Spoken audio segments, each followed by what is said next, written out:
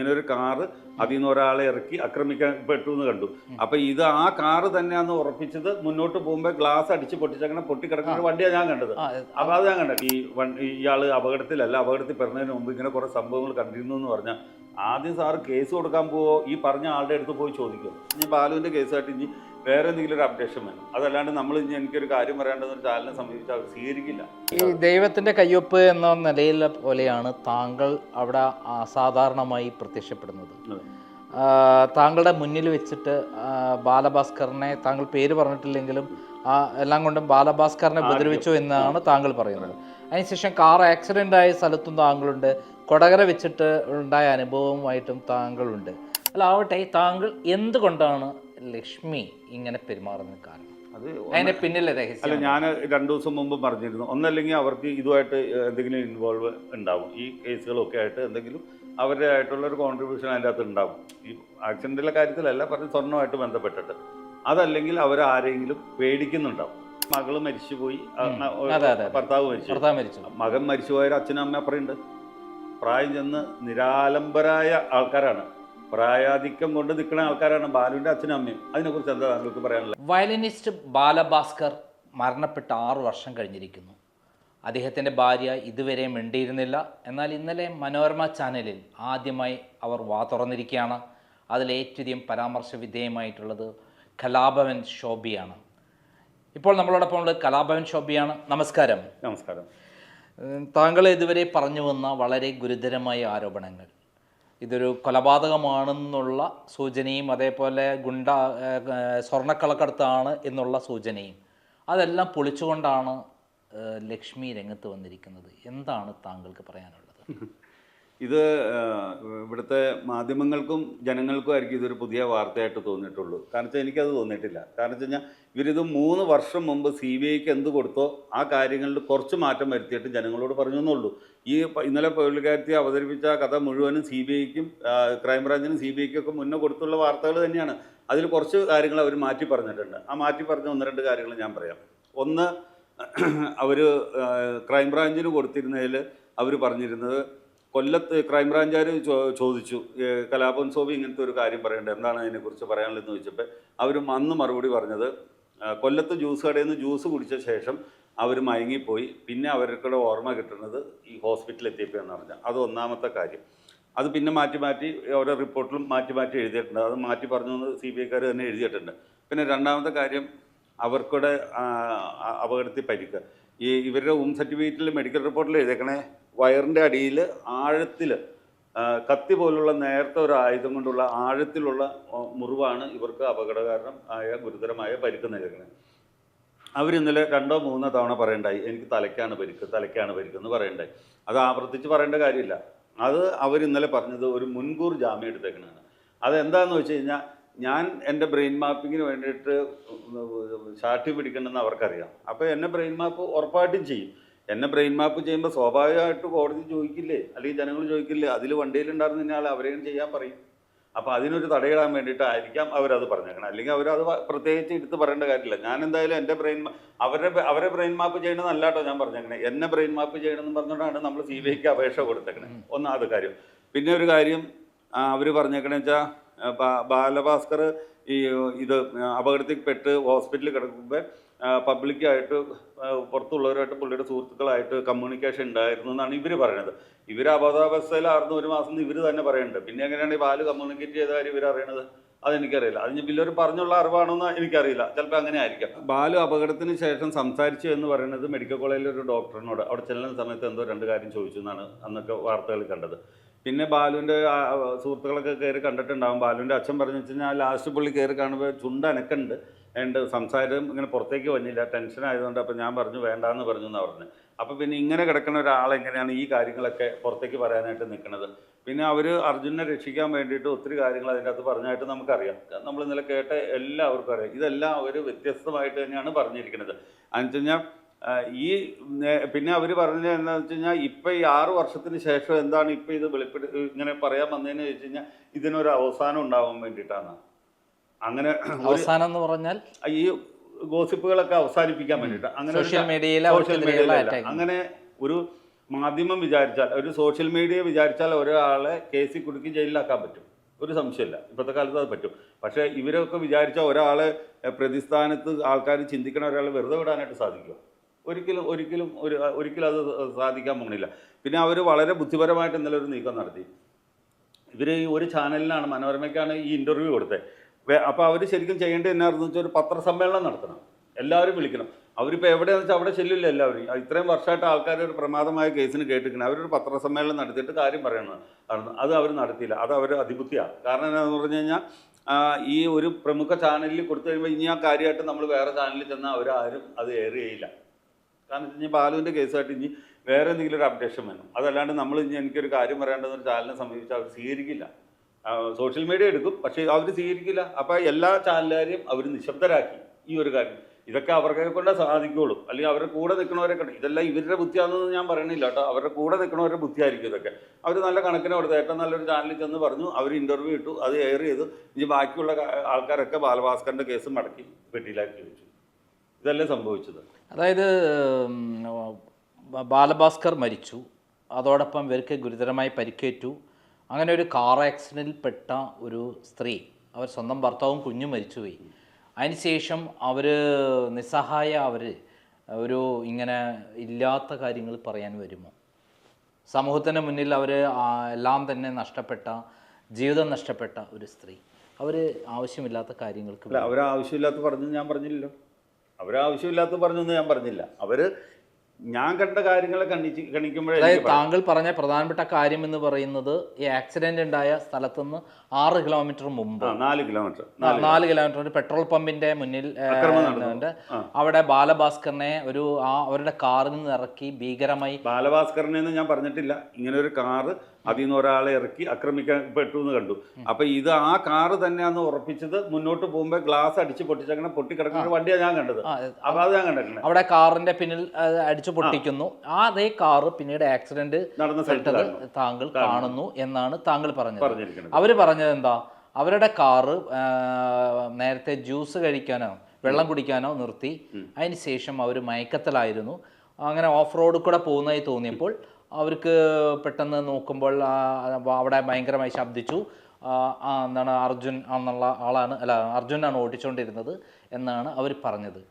ഇതിലെ താങ്കൾ പറയുന്നു അവർ തമ്മിലുള്ള വ്യത്യാസം എവിടെയാണ്? അല്ല, ഇതിനൊരു ഇപ്പം സാറ് പറഞ്ഞതിന് ഞാനൊരു മറുപടി പറയാം. ഒരു വണ്ടി ഓഫ് റോഡിൽ ഉറക്കം വന്നു കഴിഞ്ഞാൽ എത്ര സമയം ഓടും? 10 സെക്കൻഡ് 20 സെക്കൻഡ്. അതിന് മുമ്പ് തീരുമാനം ഉണ്ടാവില്ലേ?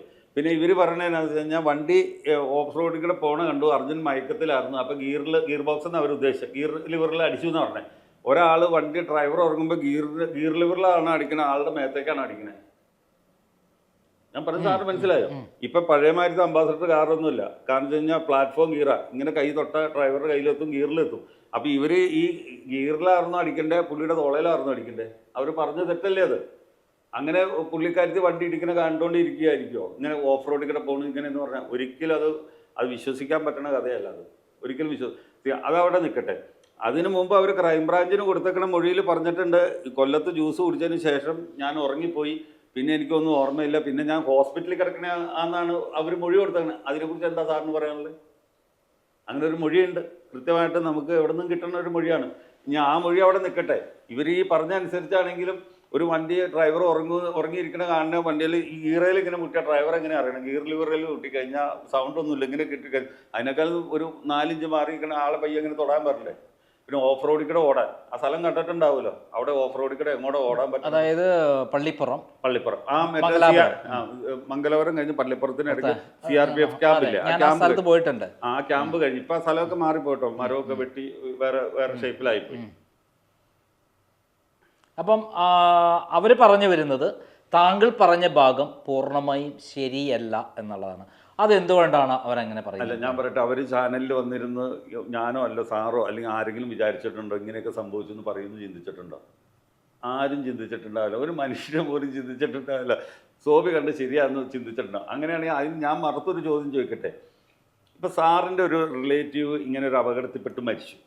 വേറൊരാൾ, സാറിന് നേരെ പരിചയമില്ലാത്ത ഒരാൾ പറയാണ്, ഞാൻ അവിടെ ഇങ്ങനെ കുറേ സംഭവങ്ങൾ കണ്ടിരുന്നു, ഇയാൾ അപകടത്തിൽ പെടുന്നതിന് മുമ്പ് ഇങ്ങനെ കുറേ സംഭവങ്ങൾ കണ്ടിരുന്നു എന്ന് പറഞ്ഞാൽ ആദ്യം സാറ് കേസ് കൊടുക്കാൻ പോവോ ഈ പറഞ്ഞ ആളുടെ അടുത്ത് പോയി ചോദിക്കുള്ളൂ. പറഞ്ഞ ആളുടെ അടുത്ത് പോയല്ലേ ചോദിക്കുള്ളൂ. ഞാൻ 6 വർഷമായിട്ട് പറഞ്ഞുകൊണ്ടിരിക്കണ ഈ കാര്യം. അവർ ഒരു കോൾ പോലും എന്നെ വിളിച്ചിട്ടില്ല. എന്നെ വിളിക്കാത്തതിൽ പരാതിയില്ല, എന്നെ വിളിക്കുകയും വേണ്ട. ഒരു മധ്യസ്ഥം വഴി സംസാരിക്കുക. എറണാകുളത്ത് ഒത്തിരി ലീഡിങ് സിംഗേഴ്സും ഓർക്കസ്ട്രക്കാരും ഉണ്ട്. ഞാനായിട്ട് നല്ല സൗഹൃദം കീപ്പ് ചെയ്യുന്ന ആൾക്കാരുണ്ട്. അവരാര് വഴിയെങ്കിലും എന്നോടൊന്ന് സംസാരിപ്പിക്കണ എന്നാ ഇങ്ങനെ ഒരു സംഭവം അവിടെ നടന്നിട്ടുണ്ടോ, ഞാനത് ഇങ്ങനെയായിരുന്നു, ഇങ്ങനെയൊക്കെ കേൾക്കണ്ടേ, ചേട്ടൻ എന്തെങ്കിലും അല്ലെങ്കിൽ സോബി പറഞ്ഞാൽ എന്താണ് കാര്യം ഒന്ന് ചോദിക്കാനുള്ള ഒരു ധാർമ്മികത എല്ലായിടത്തും ഉണ്ടാവില്ലേ? എന്തുകൊണ്ട് അവരത് മാറ്റി വെച്ചു? അത് ചോദിക്കാണ്ടിരുന്നിട്ട് ഇപ്പോൾ ചാനലിൽ വന്നിട്ട് പറയുന്നതിൽ എന്താ കാര്യം? അത് 6 വർഷം കഴിഞ്ഞിട്ട് വന്നിരുന്ന പറയണമെന്ന് പറഞ്ഞു. ഇന്നും ഒന്നുമില്ല. ഇപ്പം ഞാൻ ബ്രെയിൻ മാപ്പിങ്ങിന് ശാഠ്യം പിടിച്ച് നടക്കണം. അത് അവർക്കൊരു ഭീഷണിയായിട്ടുണ്ടാവും. പിന്നെ അർജുനൻ കേസിൽപ്പെട്ട് അകത്ത് കിടക്കണം, അതും അവർക്ക് തലവേദന. ഈ 2 കാര്യങ്ങളിൽ എന്തെങ്കിലും ഒരു പോയിന്റ് അവർ കണ്ടിട്ടുണ്ടാവും. അതായിരിക്കും അവർ ഇന്നലെ വന്ന് ഇതേമാതിരി മണ്ടത്തരങ്ങളൊക്കെ പറഞ്ഞിട്ട് പോയത്. അത് അവർ പ്രത്യേകം പറയുന്ന ഒരു ആത്മാഭിമാനത്തെ ചോദ്യം ചെയ്യുന്ന വിധത്തിൽ, അതേപോലെ ആത്മാർത്ഥതയെ ചോദ്യം ചെയ്യുന്ന രൂപത്തിൽ, എല്ലാം നഷ്ടപ്പെട്ട എന്നെ ഇങ്ങനെ കരിവരി തേക്കാനാണ് എന്ന് ഇൻഡയറക്റ്റായിട്ട് താങ്കളെ ഉദ്ദേശിച്ചുകൊണ്ടാണ് അവർ ഉന്നമിട്ടിരിക്കുന്നത്. അതിനെക്കുറിച്ചിട്ട് താങ്കൾക്ക് എന്താണ് പറയുക? അല്ല, അപ്പോൾ അവര് പറഞ്ഞ അവരുടെ മകള് മരിച്ചുപോയി, ഭർത്താവ് മരിച്ചു. മകൻ മരിച്ചുപോയ അച്ഛനും അമ്മ അപ്പുറമുണ്ട്. പ്രായം ചെന്ന് നിരാലംബരായ ആൾക്കാരാണ്, പ്രായാധിക്യം കൊണ്ട് നിൽക്കുന്ന ആൾക്കാരാണ് ബാലുവിൻ്റെ അച്ഛനും അമ്മയും. അതിനെക്കുറിച്ച് എന്താ താങ്കൾക്ക് പറയാനുള്ളത്? അല്ല, എൻ്റെ ഒരു അഭിപ്രായത്തിൽ അവർ പറഞ്ഞത് തുടക്കത്തിൽ തന്നെ അവരുടെ മാരേജ് അവരുടെ ഇഷ്ടപ്രകാരമല്ല നടന്നിരിക്കുന്നത്. അപ്പോൾ അതിന് ശേഷം അവർ ഞങ്ങളെ യാതൊരു തരത്തിൽ തിരിഞ്ഞു നോക്കിയിട്ടില്ല, കുറ്റപ്പെടുത്തുക മാത്രമാണ് ചെയ്തിട്ടുള്ളത്. പിന്നെ എങ്ങനെയാണ് ഞാൻ അങ്ങോട്ട് അവരെ ശ്രദ്ധിക്കാൻ പറ്റുന്നത് എന്നുള്ളത് മറുചോദ്യമാണ് അവർ ചോദിച്ചിരിക്കുന്നത്. ആ പറയണതിൽ ഞാൻ മനസ്സിലാക്കിയെടുത്തോളും ഉണ്ണിച്ചേട്ടനായിട്ട് ഇപ്പോൾ ഈ 6 വർഷത്തെ ബന്ധമുണ്ട്. ചെല്ലുമ്പോഴൊക്കെ പുള്ളി സംസാരിക്കണ്ട. അപ്പോൾ ഞാൻ ഒരുപാട് ചോദിച്ചപ്പോൾ അദ്ദേഹം പറഞ്ഞു വെച്ചാൽ അവൻ എവിടെ പോവുകയാണെങ്കിലും അവൻ്റെ വീട്ടിലൊക്കെ എന്തെങ്കിലും ആവശ്യമുണ്ടെങ്കിൽ 1.5 ദിവസം ബാലുവിൻ്റെ വീട്ടിൽ പോകുമായിരുന്നു എന്ന് പറഞ്ഞു. അമ്മച്ച് പോയിട്ടുണ്ടാവില്ലായിരിക്കും. അവനും എല്ലാ കാര്യങ്ങളും എൻ്റെ അടുത്തും വന്ന് പറയാറുണ്ട്, എന്നെ വിളിക്കാറുണ്ട്, ഞാൻ അവനെ പോയി കാണാറുണ്ട്, സംസാരിക്കാറുണ്ട്. ഇവർ കല്യാണം കഴിഞ്ഞിട്ട് അവർക്ക് വാടക വീട് വരെ എടുത്തു കൊടുത്ത് ഇവരാന്നാണ് പറഞ്ഞത്. എനിക്ക് അതിനെക്കുറിച്ച് ആധികാരികമായിട്ട് പറയാൻ എനിക്കറിയില്ല കേട്ടോ. നമ്മൾ ഇത്രയും പറഞ്ഞ കാര്യങ്ങളാണ്. അപ്പോൾ അവർ ഈ പറഞ്ഞ കൂട്ട് സെൻറ്റിമെൻറ്റ് പറയുമ്പോൾ അതേമാതിരി തന്നെ ഇവർക്ക് ആങ്ങളെ അച്ഛനും അമ്മയൊക്കെ ഉണ്ടെന്ന് എനിക്ക് തോന്നണം. ഈ ലക്ഷ്മിക്ക് ഇതൊന്നും ഇല്ലാണ്ട് നിൽക്കുന്ന ഒരു അച്ഛനും അമ്മ അപ്പുറം ഉണ്ട്. അവരുടെ കാര്യം നോക്കണ്ടേ? ഒരാൾ മരിച്ചു പോയി കഴിഞ്ഞിട്ട് പിന്നെ ആ പ്രായമായ ആൾക്കാരോട് വൈരാഗ്യം വെച്ചുകൊണ്ടിരിക്കുകയാണോ ചെയ്യുന്നത്? അങ്ങനെയാണോ ചെയ്യേണ്ടത്? അതിലെന്തോ കാര്യം പറഞ്ഞാൽ നേരത്തെ എന്തെങ്കിലും അവർ പറഞ്ഞിട്ടുണ്ടെങ്കിൽ ഇത്രയും പ്രായമുള്ള ആൾക്കാരല്ലേ, ക്ഷമിച്ച് കളയാൻ പാടില്ലേ? അതിന് അങ്ങനെ വൈരാഗ്യത്തോടെ കാണണ്ട. പിന്നെ ഞാൻ ആരെയും ഇൻസൾട്ട് ചെയ്തിട്ടുണ്ടോ? ഞാൻ ആരെയും ഇൻസൾട്ട് ചെയ്യണം? ഞാനിതാ കണ്ടതെന്ന് പറഞ്ഞു. ലക്ഷ്മി പറഞ്ഞ് ശരിയല്ല എന്ന് ഞാൻ ഇപ്പോഴാണ് പറഞ്ഞോളൂ, ഇന്നാ പറഞ്ഞിട്ടുള്ളൂ. ആ പറഞ്ഞ കാര്യത്തിൽ ഇവർ കോടതി കൊടുത്തേക്കുന്ന റിപ്പോർട്ട് തന്നെയാണ് അതിന് കാരണം. ഇതൊക്കെ ക്രൈംബ്രാഞ്ച് അന്വേഷിച്ചു, അതിനുശേഷം CBI അന്വേഷിച്ചു. എന്നിട്ടും താങ്കളെ തള്ളി പറഞ്ഞിരിക്കുക. താങ്കൾ പറഞ്ഞതിന് യാതൊരു വിലയും എടുത്തില്ല എന്നുള്ളതാണ്. അതിന് എന്താണ് താങ്കൾക്ക് അതിനെപ്പറ്റി പറയാനുള്ളത്? അത് കേസ് അട്ടിമറിച്ചു എന്നല്ലേ എനിക്ക് പറയാൻ പറ്റുള്ളൂ. അതിൽ ഞാൻ മെയിനായിട്ടൊരു ഉദാഹരണം പറയുന്നത് വെച്ച് കഴിഞ്ഞാൽ, നിങ്ങളുടെ ചാനൽ ഉൾപ്പെടെ ആ സമയത്ത് എൻ്റെ നുണ പരിശോധന നടത്തിയതിൽ ഞാൻ പറഞ്ഞു നുണയാന്ന് തെളിഞ്ഞു എന്ന് പറഞ്ഞുകൊണ്ട് നിങ്ങളൊക്കെ പരസ്യം ചെയ്തു. നിങ്ങൾ കുറ്റം പറയണില്ല, മാധ്യമങ്ങളെ കുറ്റം പറയണില്ല. പിന്നെയാണ് അറിയുമ്പോൾ എന്നെ 2 പ്രാവശ്യം നുണ പരിശോധന നടത്തി. ആദ്യം നടത്തി കഴിഞ്ഞിട്ട് ഞാൻ പോകുന്ന കഴിഞ്ഞിട്ട് 2 ദിവസം കഴിഞ്ഞപ്പോൾ പിന്നെ എന്നെ വിളിച്ചു. അപ്പോൾ എന്നെ സാറെന്ന് വെച്ചപ്പോൾ ആദ്യം പറഞ്ഞ് എന്നെ ആണ് ഇനി പറയണതെന്ന് പറഞ്ഞ് കോൺക്രീറ്റ് ചെയ്യാൻ വിളിച്ചാന്ന് പറഞ്ഞു. അത് കഴിഞ്ഞിട്ട് 3 ദിവസം കഴിഞ്ഞ് ഇത് ചെന്ന് ചെയ്ത് കഴിഞ്ഞിട്ട് 3 ദിവസം കഴിഞ്ഞ് അനന്തകൃഷ്ണൻ സാറിനെ വിളിച്ചത്. സാറിനോട് എങ്ങനെയുണ്ടായിരുന്നു? സോബി പറഞ്ഞ എല്ലാം കറക്റ്റാണ്, സോബി മൊഴി മാറ്റാണ്ടിരുന്ന ഞാൻ ഈ കേസ് ജയിപ്പിക്കുന്ന എന്നോട് പറഞ്ഞു. ഞാൻ മൊഴി മാറ്റാതിരുന്ന. താങ്കൾ ഈ കേസ് അന്വേഷിക്കാൻ വന്നത് നന്ദകുമാരൻ നായർ അവിടെ ഉണ്ടായിരുന്നു, SP നന്ദകുമാരൻ. ഫസ്റ്റിലെ ചെല്ലുമ്പോൾ അദ്ദേഹത്തിന്റെ കീഴിലായിരുന്നു ഈ അന്വേഷണം നടന്നത്, ആദ്യത്തെ അന്വേഷണം. അവിടെ എന്തെങ്കിലും അനുഭവം താങ്കൾക്ക് ഉണ്ടായിട്ടില്ല? ഇല്ല, നമ്മൾ ചെന്നിരിക്കണു. നമ്മൾ CBI ഓഫീസിലേക്ക് ആദ്യം ചെല്ലുള്ളൂ. CBI എന്ന് കേൾക്കുമ്പോൾ അപ്പോഴും ഇപ്പോഴും മലയാളിയുടെ മനസ്സിൽ SN സ്വാമിയുടെ CBI ഉണ്ടായിരുന്നു, മമ്മൂട്ടി. അങ്ങനെ അപ്പോൾ ഞാനും ആ ഒരു കാഴ്ചപ്പാടിൽ തന്നെയാണ്. CBIയുടെ വലിയ ഡോറ് തുറന്ന അകത്തേക്ക് കയറി ചെല്ലുന്നു, മുകളിലത്തെ റൂമിലേക്ക് ചെല്ലാൻ പറഞ്ഞു. അപ്പോൾ ചെല്ലുമ്പോൾ നമ്മൾ കയറുമ്പോൾ ഓർക്കണേ മമ്മൂട്ടിയുടെ ഒരു പ്രതിപുരുഷൻ അവിടെ ഇരിപ്പുണ്ടെന്ന് ഓർക്കണേ. അത്രയും ഒരു വലിയൊരു ധൈര്യം അവിടെ ഉണ്ടെന്ന് ഓർത്തിട്ട് നമ്മൾ ചെല്ലണേ. അവിടെ ചെന്ന് കഴിഞ്ഞപ്പോൾ ഇതേമാതിരിയുള്ള അതിലൊക്കെ എത്ര മിടുക്കന്മാർ നമ്മുടെ കേരള പോലീസ്, എത്ര കൃത്യമായിട്ട് അവർ കാര്യങ്ങൾ ചോദിക്കണേ. അതിനകത്ത് നമുക്ക് അതിൽ അഭിമാനം. അപ്പം ചെന്നിരുന്ന് കഴിയുമ്പോഴത്തേനും ഞാൻ ഇങ്ങനെ ഇരിക്കണം, ഒരു വലിയ നീളമേശ, ഇപ്പുറം 2-3 DSമാർ, ഇവിടെ CMമാർ, കുറച്ച് പോലീസുകാർ ഇരിക്കണം. ഇദ്ദേഹം ഇവിടെ വന്നിരുന്നു, ഞാൻ ഓഫീസിൽ ഇരിക്കണം. അത് തുടങ്ങുന്നതിന് മുമ്പ് അദ്ദേഹം എന്നോട് ചോദിച്ചൊരു ചോദ്യമുണ്ട്. സോബി, 6 മാസം കൊണ്ട് 3000 കിലോ സ്വർണം ഇറക്കിയ ആൾക്കാരാണ് ഓപ്പോസിറ്റ് സൈഡ്, അതിന് മത്സരിക്കാൻ ത്രാണി ഉണ്ടെങ്കിൽ ഇതിനെ ഇറങ്ങിയാൽ മതി എന്ന് പറഞ്ഞു. ഞാൻ ഞെട്ടിപ്പോയി കേട്ടപ്പോൾ. ഞാൻ പറഞ്ഞു, സാറേ ഞാൻ മത്സരത്തിന് വന്ന ആളൊന്നുമല്ല, ഞാൻ കുറച്ച് കാര്യങ്ങൾ കണ്ടു, അത് നിങ്ങളോട് പറയും. ക്രൈംബ്രാഞ്ചിനോട് പറഞ്ഞിട്ടുണ്ട്, അത് തന്നെ നിങ്ങളോടും പറയും. അത് നിങ്ങൾക്ക് വിജയിപ്പിക്കാൻ വേണമെങ്കിൽ വിജയിപ്പിക്കുക, ഇല്ലെങ്കിൽ എനിക്ക് താല്പര്യമില്ല എന്ന് പറഞ്ഞു. അപ്പോഴത്തേക്കും പുള്ളി ചർച്ച തുടങ്ങിയതിൻ്റെ ഇടയ്ക്ക് ഞാൻ ചോദിച്ചു, സാറ് പറഞ്ഞല്ലോ 6 മാസം കൊണ്ട് 3000 കിലോ സ്വർണ്ണം എടുക്കിയ ഒരു കഥയൊക്കെ പറഞ്ഞില്ലേ, അതറിയാമെങ്കിൽ സാറിന് അവരെ അറസ്റ്റ് ചെയ്യാൻ പാടില്ല, അത് പിടിക്കാൻ പാടില്ല എന്ന് പറഞ്ഞിട്ട് അതിലേക്ക് നമുക്ക് വരാമെന്നും പറഞ്ഞിട്ട് വിഷയം മാറ്റി വിടുകയത്. അതാണ് അങ്ങനെ സംഭവിച്ചത്. അതായത് താങ്കളുടെ അനുഭവങ്ങൾ, CBI ഓഫീസുമായിട്ടുള്ള അനുഭവങ്ങൾ എന്നെ ഓർമ്മിക്കുന്ന ഈ നന്ദകുമാരൻ നായർ അനന്തകൃഷ്ണനെയാണ്. ഈ കവിയൂർ കേസിൽ ഇവരാണ് അന്വേഷണം നടത്തിയിരുന്നത്. കവിയൂർ കേസിൽ അച്ഛൻ നാരായണ നമ്പൂരി മകളെ പീഡിപ്പിച്ചു എന്ന് പറഞ്ഞ ഒരു കഥ ഉണ്ടാക്കിയ ആൾക്കാരാണ് ഇവര്. അത് കോടതിയിൽ പൊളിക്കാൻ പോയ എന്നെ കള്ളക്കേസിൽ കുടുക്കി അറസ്റ്റ് ചെയ്യാൻ വേണ്ടി. ഈ കഥയൊക്കെ അവർ ആ കേസ് നടക്കുന്ന സമയത്ത് ഏതൊക്കെ ആൾക്കാർ പറയണ്ടായി ഈ കവിയൂർ കേസൊക്കെ. കവിയൂർ കേസിൽ എന്നെ അറസ്റ്റ് ചെയ്തിട്ട് ഇതാക്കാൻ ഞാൻ അതിൻ്റെ ആരുമല്ല. എനിക്ക് ഇതേപോലെ താങ്കളെ പോലെ ഞാൻ അതിൽ എൻ്റർ ചെയ്യുന്നു. ഞാൻ ആ അച്ഛനും അമ്മയ്ക്കും കുട്ടികൾ ആ 6 അംഗ കുടുംബത്തിന് വേണ്ടി ഫൈറ്റ് ചെയ്യുന്നു. പിന്നീടാണ് എനിക്ക് മനസ്സിലായത് CBI എന്ന് പറയുന്നത് ഇത്ര ഇതിന് കാട്ടുകള്ളന്മാർ വേറെ ആരുമില്ല. ഇതേ സംഘമാണ് പിന്നെ നന്ദകുമാരൻ നായരുടെ നേതൃത്വത്തിൽ വന്ന് അന്വേഷിച്ചത്. അവസാനം അനന്തകൃഷ്ണൻ വരുന്നു, DYSP ആയിട്ട്. അദ്ദേഹം എന്നോട് പറഞ്ഞു ഞാനെല്ലാം അന്വേഷിച്ച് കണ്ടുപിടിക്കും എന്ന് പറഞ്ഞിട്ടുണ്ടെങ്കിലും ഈ നന്ദകുമാരൻ നായരുടെ കീഴിൽ എഴുതി കൊടുത്ത സാധനമാണ് അവിടെ ഇതാക്കിയത്. ഇവർ അവിടെ CPM നേതാക്കന്മാരുടെ ഒക്കെ കച്ചവടമാക്കി ആ സംഭവം തീർത്തു. അച്ഛൻ ആരും ചോദിക്കാനില്ല. ഈ 6 അംഗ കുടുംബം മണ്ണടിഞ്ഞു പോയില്ലേ, ഞാൻ മാത്രമാണ് അതിൽ ഫൈറ്റ് ചെയ്തിട്ടുള്ളത്. അതേ അനുഭവമാണ് താങ്കളും പറഞ്ഞത് കൊണ്ടാണ് ഞാൻ താങ്കളെ ശ്രദ്ധിക്കുന്നത്. പക്ഷെ നമ്മുടെ ഇതിലെന്ന് പറഞ്ഞാൽ എൻ്റെ കേസിൻ്റെ അകത്ത് രാഷ്ട്രീയ ഇടപെടലുകൾ ഉണ്ടായിട്ടില്ല. കാരണം വെച്ചാൽ ഒരിക്കലും ഉണ്ടായിട്ടില്ല. ഇപ്പോൾ ഇത്രയും വർഷമായില്ല, നമുക്ക് എവിടെയെങ്കിലും ഉണ്ടെങ്കിൽ അറിയാൻ പറ്റും. അതുകൊണ്ട് തന്നെയാണ് ഈ കേസ് ഇങ്ങനെ തളർന്നു പോയത്. കാരണം വെച്ചാൽ ഏതെങ്കിലും ഒരു രാഷ്ട്രീയക്കാർ ഇതിൽ ആരെങ്കിലും കൂടെ ഉണ്ടായിരുന്നെങ്കിൽ ഓപ്പോസിറ്റ്, കേരളത്തിൽ ഇത് വെച്ചിട്ട് ഒരു രാഷ്ട്രീയക്കാരുടെ ഓപ്പോസിറ്റ് പിടിച്ചേനെ. പക്ഷേ ജ്വല്ലറിക്കാർ, സ്മഗ്ലേഴ്സ് ശക്തമായിട്ട് ഇതിൻ്റെ പുറകിലുണ്ട്. നമ്മളിപ്പോൾ ഞാനിപ്പോൾ പറഞ്ഞു വന്നു കഴിഞ്ഞപ്പോഴത്തേനും ഒരാൾ എന്നോട് പറഞ്ഞു കേരളത്തിലൊരു പ്രമുഖ ജ്വല്ലറിയുടെ ഉടമസ്ഥനാണ് ഇതിൻ്റെ കാര്യങ്ങൾ നിയന്ത്രിക്കണമെന്ന് പറഞ്ഞത്. അപ്പം അദ്ദേഹത്തിന് കൊലപാതകമായിട്ടൊന്നും ബന്ധമില്ല, അങ്ങനെ കാര്യങ്ങളിൽ ഇടപെടുന്ന ആളുമല്ല. പക്ഷെ പുള്ളിയുടെ കുറേ ആൾക്കാർ ഇതിൽ പെട്ട് കഴിഞ്ഞപ്പോൾ അവരെ രക്ഷപ്പെടുത്താനുള്ള കാര്യങ്ങൾ അദ്ദേഹം ചെയ്യുന്നുണ്ട്. അതെ, കവിയൂർ കേസിലുണ്ടായിട്ടുള്ളത് രാഷ്ട്രീയ ഇടപെടലും രാഷ്ട്രീയക്കാരായിരുന്നു, പണം വാങ്ങിയിട്ടുള്ള സെറ്റിൽമെന്റ്. അങ്ങനെ ഒരു സംഭവം ഇതിൽ അദ്ദേഹം എവിടുന്ന് പണം കിട്ടുന്നോ അവിടെ വീണ് സെറ്റിൽമെന്റ് ചെയ്യുന്ന ഒരാളാണ് നന്ദകുമാരൻ നായർ. അതിന് കീഴിലുള്ള അനന്തകൃഷ്ണൻ അങ്ങനെ ആളാണെന്ന് എനിക്കറിയില്ല. പക്ഷേ താങ്കൾ പറഞ്ഞു വരുമ്പോൾ പിന്നീട് കവിയൂർ കേസിൽ അന്വേഷണ റിപ്പോർട്ടിൽ ഈ നന്ദകുമാരൻ നായർ എഴുതി വെച്ച് അത് തന്നെയാണ് എഴുതി കൊടുത്തത്. അപ്പോൾ താങ്കൾ പറഞ്ഞു വരുമ്പോൾ അതേ സ്വഭാവക്കാരനാണ്, അല്ലെങ്കിൽ അതിൽ പെട്ട ആളാണ് അനന്തകൃഷ്ണനും കൂടിയാണെന്ന് ഞാൻ മനസ്സിലാക്കുന്നത്. കാരണം താങ്കളെ ബ്രെയിൻ മാപ്പിംഗ് ടെസ്റ്റ് നടത്തിയിട്ട്, നുണപരിശോധന നടത്തിയിട്ട് കൃത്യമായി അതിൽ താങ്കൾ പറഞ്ഞത് സത്യമാണെന്ന് അവർക്ക് ബോധ്യപ്പെട്ടു എന്നാണ്. 2 പ്രാവശ്യം നടത്തിയെന്നാണ് പറഞ്ഞത്. ശരി തന്നെയല്ലേ? 2 പ്രാവശ്യം നടത്തി. എങ്ങനെയാണ് 2 പ്രാവശ്യം നടത്തിയത്? 2 പ്രാവശ്യം ഇപ്പം ഇതിന് നുണപരിശോധനയ്ക്ക് ചെല്ലുമ്പോൾ നമ്മളൊരു ബെഡിൽ കിടക്കുക. കിടത്ത് കഴിയുമ്പോൾ നമ്മുടെ ശരീരത്തിൽ ഈ മറ്റേ ECG ഒക്കെ എടുക്കുന്ന മാതിരിയുള്ള കുറേ സാധനങ്ങൾ കൊണ്ടത് ഫിറ്റ് ചെയ്യും. അപ്പോൾ നമ്മൾ നേരെ ഇങ്ങനെ കിടക്കാൻ പറയും. നേരെ കിടന്നു കഴിഞ്ഞിട്ട് ഒരു ചോദ്യം അവർ 9 പ്രാവശ്യം 10 പ്രാവശ്യം കണ്ട് ചോദിച്ചു. അപ്പോൾ ഈ ഒരു ചോദ്യം ചോദിച്ചു കഴിഞ്ഞാൽ 10 സെക്കൻഡ് കഴിഞ്ഞിട്ട് അടുത്ത ചോദ്യം ചോദിക്കണത് ഈ സെയിം തന്നെ. ഇപ്പം നിങ്ങളുടെ പേരെന്താണെന്ന് ചോദിക്കുക. അത് ചോദിച്ചു, എൻ്റെ പേര് സോബി ജോർജ്. അത് കഴിഞ്ഞിട്ട് 10 സെക്കൻഡ് ഗ്യാപ്പ്, പിന്നെ അടുത്ത ചോദ്യം. അതങ്ങനെ 10 പ്രാവശ്യം 8 പ്രാവശ്യം കൊണ്ട് ചോദിക്കും. ഈ ഗ്യാപ്പ് ഇട്ടിട്ട് ലാസ്റ്റ് ചോദിക്കുന്ന സമയത്താണ് നമ്മുടെ കൈയൊന്നും അനങ്ങിയെങ്കിൽ ഇത് മുഴുവൻ ക്യാൻസലായിപ്പോൾ. അപ്പോൾ നമ്മൾ എത്ര സമയം എടുത്ത് അങ്ങനെ 20-21 ചോദ്യങ്ങൾ ചോദിച്ചു. അങ്ങനെ ആദ്യത്തെ ദിവസം കഴിഞ്ഞു ഇറങ്ങി വരുമ്പോൾ നമുക്ക് ഇഞ്ചക്ഷൻ ഒന്നും എടുത്തില്ല എന്ന് നമ്മൾ എഴുതി കൊടുക്കണം. അത് എഴുതി കൊടുത്ത് പോന്നു. 2 ദിവസം കഴിഞ്ഞപ്പോൾ പിന്നെയും വിളിച്ചു, അതും ചെന്നു. അപ്പോഴാണ് പറഞ്ഞത്, ഞാൻ ആദ്യം പറഞ്ഞത് തന്നെയാണോ ഇനി പറയണതെന്ന് അറിയാനേ വിളിക്കണേന്ന് പറഞ്ഞുകൊണ്ട് ചോദിച്ചത്. അതും എഴുതി കൊടുത്തിട്ടാണ് നമ്മൾ പോകുന്നത്. പിന്നീടാണ് അവർ പത്രക്കാരോട് പറയണു, ഇത് ഞാൻ പറഞ്ഞു നുണയാന്ന് പറയണു, കോർട്ടിൽ കൊടുക്കണു, എൻ്റെ ഒരു മേജർ സർജറി കഴിഞ്ഞുകൊണ്ട് പൾസ് റീഡായില്ല, ഇതെടുക്കാൻ പറ്റില്ല എന്ന് പറഞ്ഞു. അപ്പം അതിൽ കൃത്യമായിട്ട് കോടതിയിൽ അവർ കൊടുത്തിരിക്കാൻ തിരിച്ചിട്ടാണ് താങ്കളോട് പറഞ്ഞിട്ടുള്ളത് വേറെയാണ്. ഇത് CBIൻ്റെ സ്ഥിരം തട്ടിപ്പാണ് ഇവർ നടത്തുന്നത്. അതൊന്ന് ഞാനത് അംഗീകരിക്കുന്നു.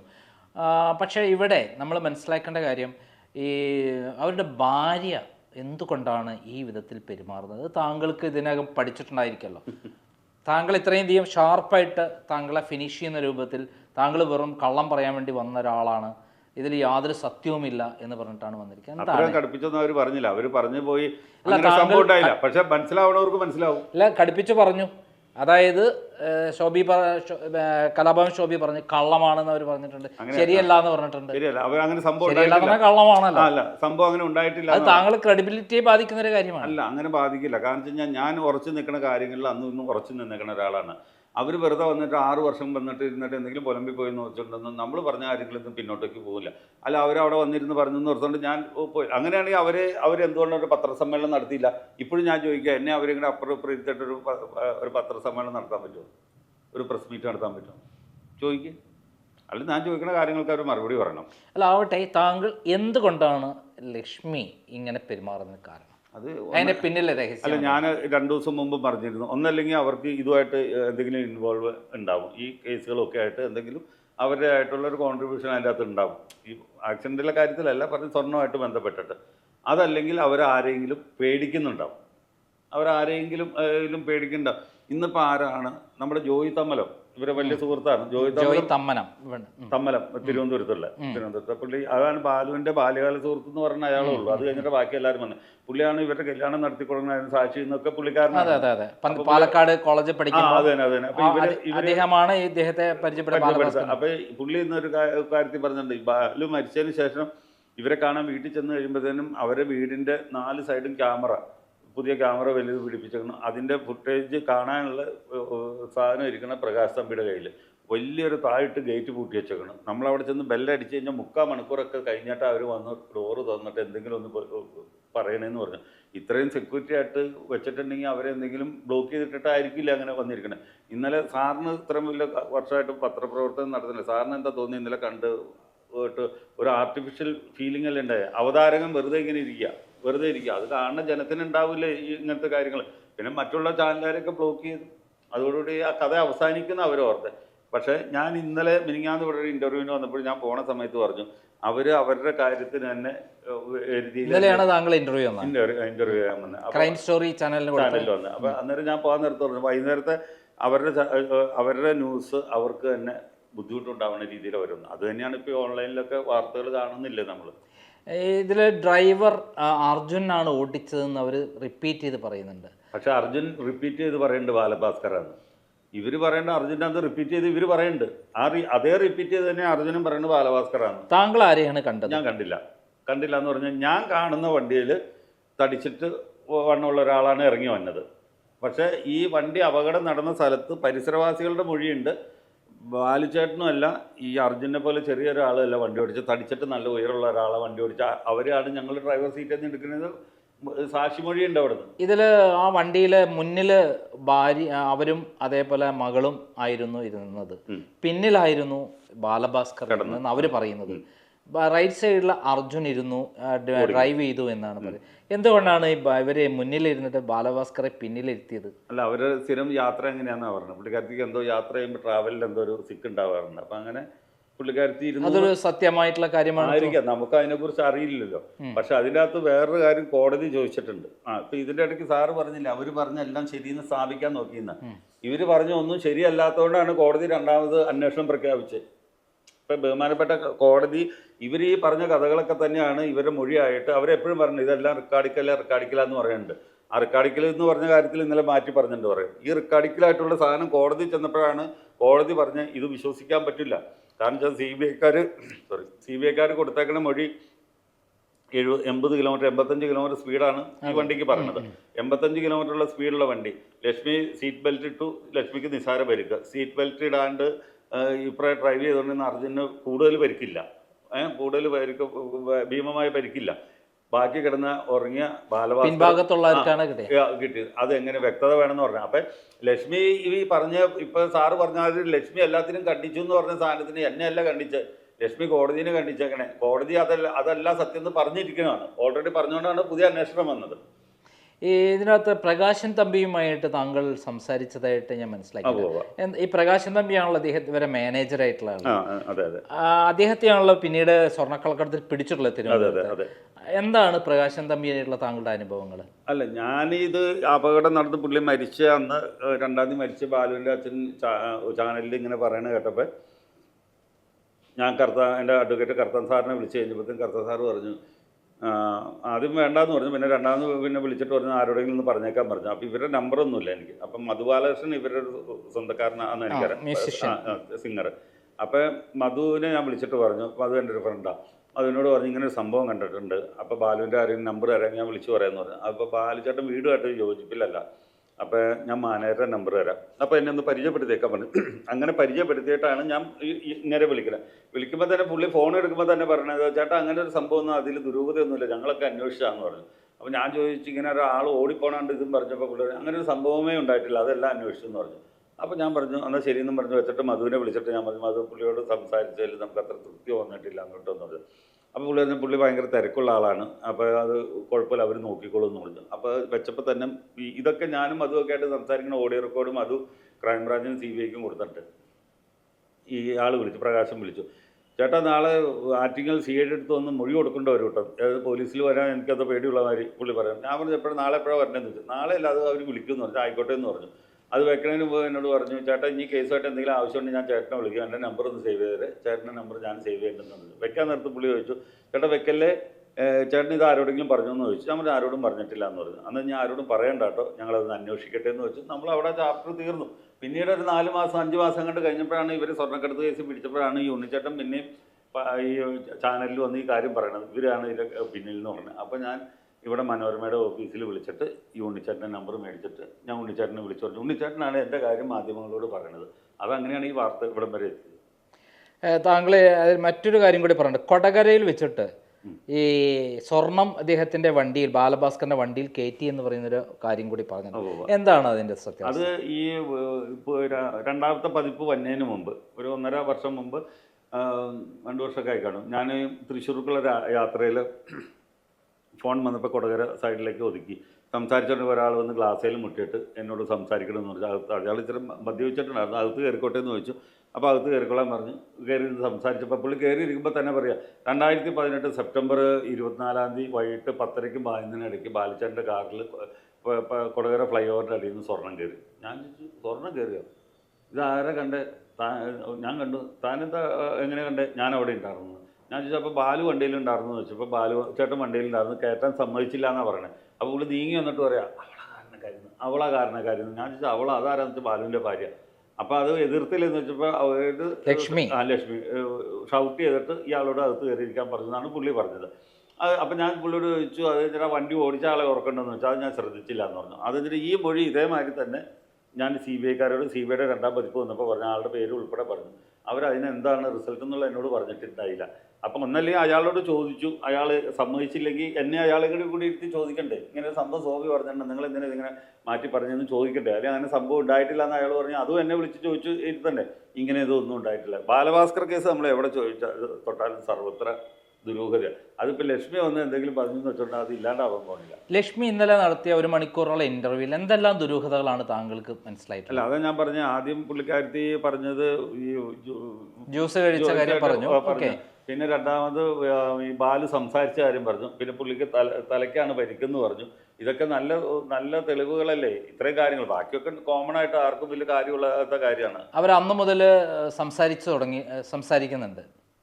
അതായത് ആക്സിഡന്റ് പറ്റിയ ശേഷം സംസാരിക്കുന്നതിന് യാതൊരു പ്രശ്നം അവർക്ക് ഉണ്ടായിട്ടില്ല.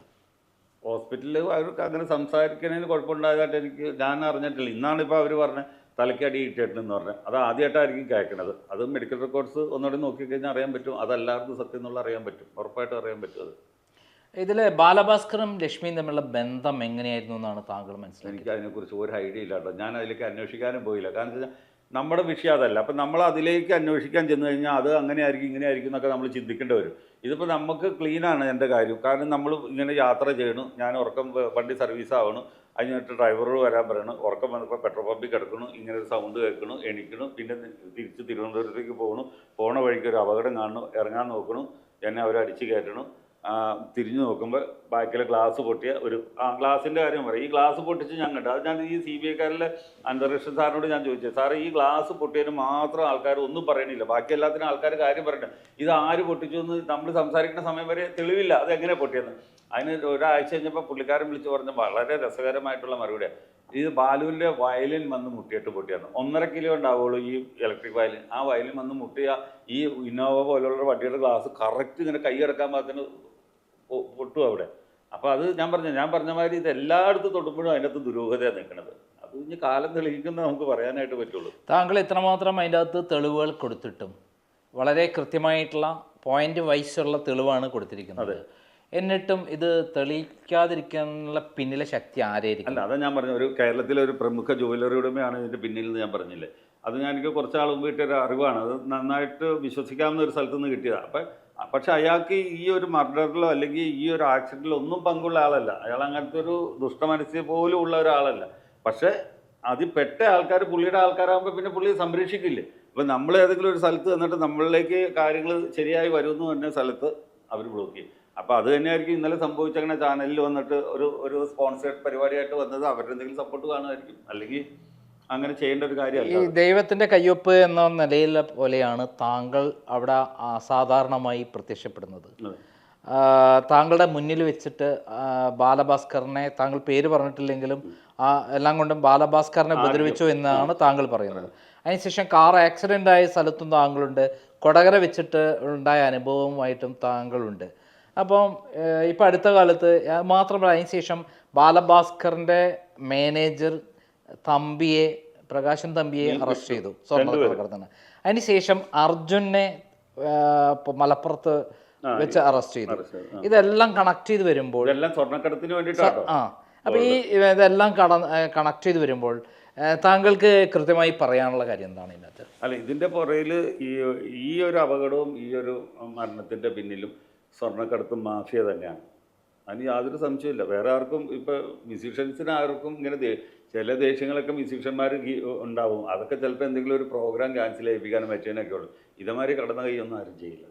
ഈ ലക്ഷ്മി അറിഞ്ഞുകൊണ്ട് തന്നെ ഈ ബാലഭാസ്കറിനെ കൊല്ലാൻ വേണ്ടി പ്ലാൻ ചെയ്തു എന്ന് താങ്കൾ വിശ്വസിക്കുന്നുണ്ട്? അല്ല, അങ്ങനെ നമുക്ക് എങ്ങനെ പറയണത്? നമ്മളറിയാത്തൊരു കാര്യത്തിന് നമുക്ക് മറുപടി പറയാൻ ഒരാളെ കൊല്ലേണ്ട ആവശ്യമൊന്നും അവർക്ക് ഉണ്ടാവില്ലല്ലോ. ഒരാളെ കൊല്ലേണ്ട ആവശ്യമൊന്നും ഉണ്ടാവില്ല. അവർ യാതൊരു തരത്തിലും ഞെട്ടൽ ഇതുവരെ ഉണ്ടായതായിട്ടൊരു കാര്യം അവരെ ഇന്നലത്തെ ഇൻ്റർവ്യൂവിലൊന്നും പറയുന്നില്ല. അവർക്ക് ഞെട്ടലുണ്ടെങ്കിൽ 6 വർഷം മുമ്പ് വന്ന് സംസാരിച്ചേനെ.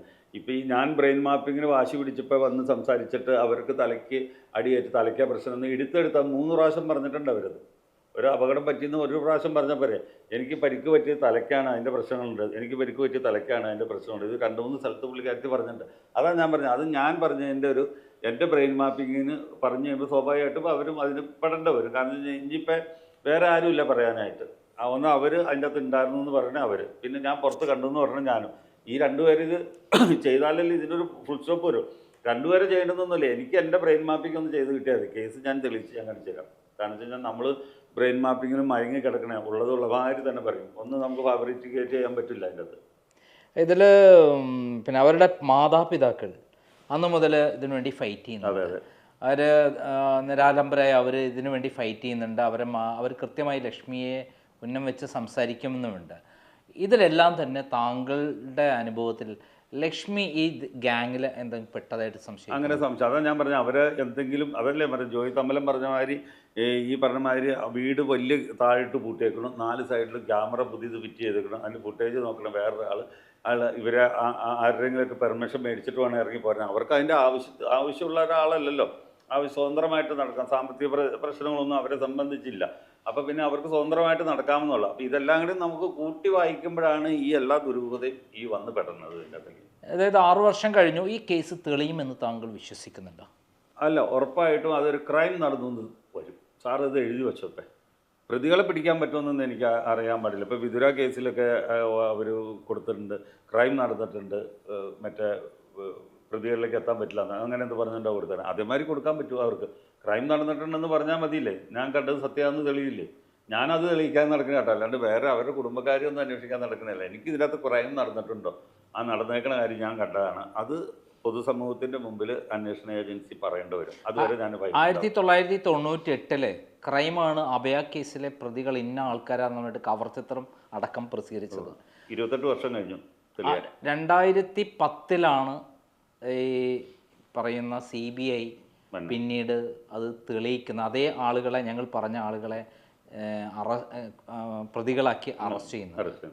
അതായത് വർഷങ്ങൾ പിന്നിട്ടാലും സത്യം തെളിയുമെന്നുള്ള. അതെ. അപ്പം താങ്കൾ ഈ കാര്യത്തിൽ ഇപ്പം 6 വർഷമായിട്ടുള്ള, ഞാൻ കവിയൂർ കേസിന്റെ കാര്യത്തിലാണെങ്കിൽ 20 വർഷം കഴിഞ്ഞു, ഒരു കുടുംബത്തെ മുഴുവൻ കൊന്നിട്ട്. ഈ കാര്യത്തിൽ താങ്കൾ അങ്ങനെ ഒരു വിശ്വാസം 100% പുലർത്തുന്നുണ്ടോ? ഉണ്ട്.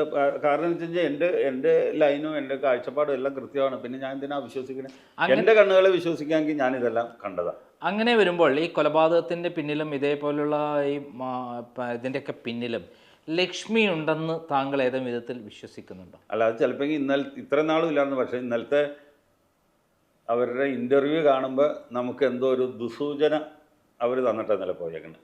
അത് എനിക്കുള്ള ദുസൂചനയല്ല, അവർക്ക് അവർ തന്നെ ഒരു ദുസൂചന അതായത് ആ ഗ്യാങ്ങിന്റെ അതെ പ്ലാൻ പ്രകാരമാണ് അവർ വന്നതായിട്ട് താങ്കൾ വിശ്വസിക്കുന്നു? അല്ല, അത് ഞാൻ പറഞ്ഞില്ല, ഒരു ലൈവ് പ്രോഗ്രാം അല്ലായിരുന്നു അത് പ്ലാനായിട്ട് സെറ്റിട്ട് ചെയ്തേക്കും. നിങ്ങളൊന്ന് ആലോചിച്ച് നോക്കി, ഒരാളുടെ ഒരു വലിയൊരു കൊലപാതകം, ഒരു മരണം നടന്ന് ഇതിൻ്റെ ഇത്രയും ചർച്ച ലോകം മുഴുവനുള്ള മലയാളികൾ ചർച്ച ചെയ്ത ഒരു സാധനത്തിന് വരുമ്പോൾ അവർ ലൈറ്റൊക്കെ വെച്ച് നല്ല സെറ്റിട്ട് അതിനുള്ള കോസ്റ്റ്യൂമൊക്കെ ഇടിച്ച് നല്ല റെഡിയാക്കി നിർത്തിയിട്ട് ചെയ്യണം. ഇതെന്ത് പ്രഹസനം ഇവർ ചെയ്തത്? അവർ മാന്യമായിട്ട് അവരെ വീട്ടിലേക്ക് വിളിക്കുക. എനിക്ക് കുറച്ച് കാര്യങ്ങൾ പറയാനുണ്ട്, നിങ്ങളുടെ പത്രക്കാർ ഇത്ര നാൾ ഞാൻ കണ്ടില്ല, എനിക്ക് ക്ഷമിക്കണം, എനിക്ക് കുറച്ച് കാര്യങ്ങൾ പറയാനുണ്ട്, നിങ്ങൾ വീട്ടിലേക്ക് വരണം. എല്ലാവരും ചെന്നാൽ പറയണ്ടേ അവർ? അത് അവർക്ക് ധൈര്യമില്ല. കാരണം പത്രക്കാർ ഇതേമാതിരി ആയിരിക്കില്ല, മെറ്റപ്പള്ളി മിണ്ടാണ്ടിരുന്ന മാതിരി ആയിരിക്കില്ല, ഓരോരുത്തർ ചോദിക്കില്ല. നേരെ മറിച്ച് ഇന്നലെ മനോരമയിൽ ഷാനി ആർന്നെങ്കിൽ ഇതായിരിക്കില്ല സ്ഥിതി. ഷാനി കുറച്ച് ജയമോഹൻ ആണ് എടുത്തിരിക്കുക, അവരൊരു കുടുംബ സുഹൃത്താണ്.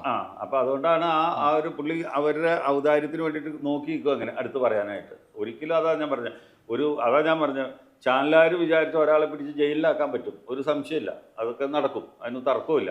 പക്ഷെ ചാനലുകാർ വിചാരിച്ച ഒരാളെ, കുറ്റ ആരോപിതനായി നിൽക്കുന്ന ഒരാളെ അതിൽ നിന്ന് രക്ഷപ്പെടുത്താൻ ചാനലുകാർ വിചാരിച്ചാൽ നടക്കില്ല. താങ്കളൊക്കെ എന്തെങ്കിലും ഭീഷണി ഉണ്ടോ? അല്ല, എനിക്ക് ഭീഷണികളും കുറേ വർഷമായിട്ടുണ്ട്. അതുകൊണ്ട് കോടതി നമുക്ക് പോലീസ് പ്രൊട്ടക്ഷനൊക്കെ തന്നിട്ടുണ്ട്. പോലീസുകാർ നേരത്തെ സ്ഥിരം ഉണ്ടായിരുന്നു, ഇപ്പം ഞാൻ വേണ്ടാന്ന് പറഞ്ഞു, പ്രോഗ്രാമിന് പോകുന്ന സ്ഥലത്തൊക്കെ മതി എന്ന് പറഞ്ഞു. കാരണം വെച്ച് കഴിഞ്ഞാൽ ഇപ്പം ഞാൻ നല്ല സേഫാണ്. എൻ്റെ മേത്ത് ഒരു ശരീരത്തെ പോലും ആരും തൊടില്ല ഇപ്പം. കാരണം വെച്ചാൽ ഇപ്പോൾ എന്തെങ്കിലും കാരണവശാൽ ഇപ്പം എനിക്ക് എന്തെങ്കിലും പറ്റിക്കഴിഞ്ഞ് കഴിഞ്ഞാൽ അത് വലിയ ദുരന്തത്തിലേക്ക്, വാർത്തയിലേക്ക് പോകും ഈ സാധനം. നേരെ മറിച്ച് ഇതിനൊരു വിധി അല്ലെങ്കിൽ ഒരു പ്രതികളിലേക്ക് എത്തിക്കഴിഞ്ഞാൽ പിന്നെ ഞാൻ സൂക്ഷിക്കണം. അത് കഴിയുമ്പോൾ ഞാൻ സൂക്ഷിക്കും. ഇപ്പം എനിക്ക് ശ്രദ്ധിക്കേണ്ട ഒരു കാര്യമില്ല, ഒന്നും ചെയ്യാൻ സാധിക്കില്ല. എന്തായാലും ഇത്രയധികം താങ്കൾ സധൈര്യം, ആരും ധൈര്യപ്പെടാത്ത കാര്യത്തിൽ ഇത് തെളിവ് ഇതാണ് എന്ന് പറഞ്ഞ് മുന്നിലേക്ക് ഇറങ്ങി അങ്ങനെ വന്നതിന് കാരണം എന്താണ്? അല്ല, നമ്മൾ പലരും അങ്ങനെയുള്ള കാര്യങ്ങൾ വരുമ്പോൾ പിന്നിലേക്ക് നിന്ന് എന്തിനാണ് ഈ അപകടത്തിലേക്ക് പോണത് എന്നാണ് ചിന്തിക്കുക. പക്ഷെ താങ്കൾ കണ്ടിന്യൂസ് ആയിട്ട് ഇതിന് തുടർച്ചയായിട്ട് പോരാട്ടം നടത്തിക്കൊണ്ടിരിക്കുന്നു. ഇതാണ് സത്യം, ഇതാണ് സത്യം എന്ന് പറഞ്ഞുകൊണ്ട് താങ്കൾ ഉറക്കെ വിളിച്ചു പറഞ്ഞുകൊണ്ടിരിക്കുന്നു. അത് തെളിയിക്കാൻ വേണ്ടിയിട്ട് ലോകത്തിന് മുന്നിൽ അതാവാൻ വേണ്ടി താങ്കൾ ശ്രമിച്ചുകൊണ്ടിരിക്കുന്നു. എന്താണ് അതിന് കാരണം? സാറ് ഈ ചോദിച്ച ചോദ്യം വലിയൊരു ഇമ്പോർട്ടൻറ്റ് ചോദ്യമാണ്. ഇതേ ചോദ്യം എന്നോട് അനിത കൃഷ്ണൻ സാറ് ചോദിച്ചു. ഒരു ദിവസം ചെന്നപ്പോൾ എന്നോട് പറഞ്ഞു, സോബിനെ ഞങ്ങൾ ചില ദിവസം രാത്രി 10 മണിക്ക് വിളിച്ചിട്ടുണ്ട്, സോബി നാളെ രാവിലെ 11 മണിയാകുമ്പോൾ തിരുവനന്തപുരത്ത് വന്നെന്ന് പറയുമ്പോൾ ഞങ്ങൾ പ്രതീക്ഷിക്കണേ സാറ്, നാളെ എനിക്കൊരു ആവശ്യമുണ്ട്, 2 ദിവസം കഴിഞ്ഞിട്ട് മതിയെന്ന് പ്രതീക്ഷിക്കണം. ഞങ്ങളുടെ പ്രതീക്ഷ, സോബിയുടെ മറുപടി അങ്ങനെ. സോബി ഒരു കുഴപ്പമില്ല സാറ്, 11 മണിക്കല്ലേ എത്തിക്കോളാം എന്ന് പറയുന്നത്. സോബി 10 മണിയാകുമ്പോൾ CBIയുടെ ഗേറ്റ് തുറന്നു തന്നെ കാണുന്നത്. അങ്ങനെ പല ആവർത്തി പറയുമ്പോൾ ഞങ്ങൾ ശ്രദ്ധിച്ചിട്ടുണ്ട്. ഞാൻ പറഞ്ഞു, ശ്രദ്ധിക്കണതിന് എന്നെ വിളിച്ചിട്ടല്ലേ വരാൻ പറഞ്ഞു, ഞങ്ങൾ ഇതിനൊക്കെ ടെസ്റ്റ് ചെയ്യാൻ വിളിക്കണത്. ഞാൻ പറഞ്ഞു, ഇങ്ങനത്തെ ടെസ്റ്റാണോ നിങ്ങൾ ചെയ്യണമെന്ന് ചോദിച്ചു. എങ്ങനെയാണ് CBI ചെയ്യണമെന്ന് ചോദിച്ചു. അപ്പോൾ അവർ ചോദിക്കുകയാണ്, ഇങ്ങനെ ഇത്രയും പറയുന്നതനുസരിച്ച് കൃത്യമായിട്ട് പറഞ്ഞു, ഈ സോബിക്ക് എന്തോ ഒരു ദുരുദ്ദേശം ഇതിൻ്റെ അകത്തുണ്ടെന്ന്. ഞാൻ പറഞ്ഞാൽ ഉണ്ടോ, നിങ്ങൾക്ക് അങ്ങനെ തോന്നുന്നുണ്ടോ? ഞങ്ങൾക്ക് തോന്നുന്നുണ്ട്, എനിക്കല്ല പൊതുസമൂഹത്തിന് തോന്നുന്നുണ്ട്. ആ ദുരുദ്ദേശം സാറ് ആദ്യം കണ്ടുപിടിക്കാൻ പറഞ്ഞു. ഞാൻ ചോദിച്ചു, അപ്പോൾ പുള്ളി ഇങ്ങനെ ഉണ്ട്. ഞാൻ CBI എന്നല്ലേ നിങ്ങൾ പറയണത്, വലിയ പ്രമാദമായ ആൾക്കാരെന്നല്ലേ പറയുന്നത്, എനിക്ക് എന്താണ് ദുരുദ്ദേശം എന്ന് നിങ്ങൾ കണ്ടുപിടിക്കുക, എന്നിട്ട് ബാക്കി കേസ് പോകാമെന്ന്. അതിന് ഉത്തരവുള്ളൂ. പിന്നെ ഞാൻ കണ്ടൊരു സത്യമാണ്. അതിന് ചുമ്മാ നമ്മൾ പറയാതിരിക്കുമ്പോഴത്തേനും നമ്മൾ ആവശ്യമില്ലാത്ത കുരിശും പറഞ്ഞിട്ട് ഇവർ തന്നെ ആൾക്കാരായിരിക്കും നമ്മളെ കണ്ട് കമൻസ് ഇതേമാതിരി വന്നാൽ നമ്മൾ പേടിച്ചു ഓടുന്നൊക്കെ ഓർത്തുകൊണ്ടാണ്. ഒരു ശക്തിക്ക് തന്നെ ഇത് തിരിക്കാൻ പറ്റില്ല. ഞാൻ ഇപ്പോഴും അടിവരയിട്ട് പറയാണ്, ഈ കേസ് ഞാൻ ഉണ്ടായില്ലെങ്കിൽ ഏതൊരെങ്കിലും ഒരു കാലത്ത് തെളിയും. അപ്പം നിങ്ങൾക്ക് മനസ്സിലാവും, ഇന്ത്യ കണ്ട ഏറ്റവും വലിയ ആസൂത്രിതമായ കൊലപാതകമായിരുന്നു ബാലുവിൻ്റെ എന്ന് തെളിഞ്ഞിരിക്കും. ഞാനിത് ടാഗ്ലൈനായിട്ട് എപ്പോഴും പറയാനുണ്ട്, ഇന്ത്യ കണ്ട ഏറ്റവും വലിയ ആസൂത്രിതമായ കൊലപാതകമായിരുന്നു ബാലുവിൻ്റെ എന്ന്. അങ്ങനെ തെളിഞ്ഞിരിക്കും.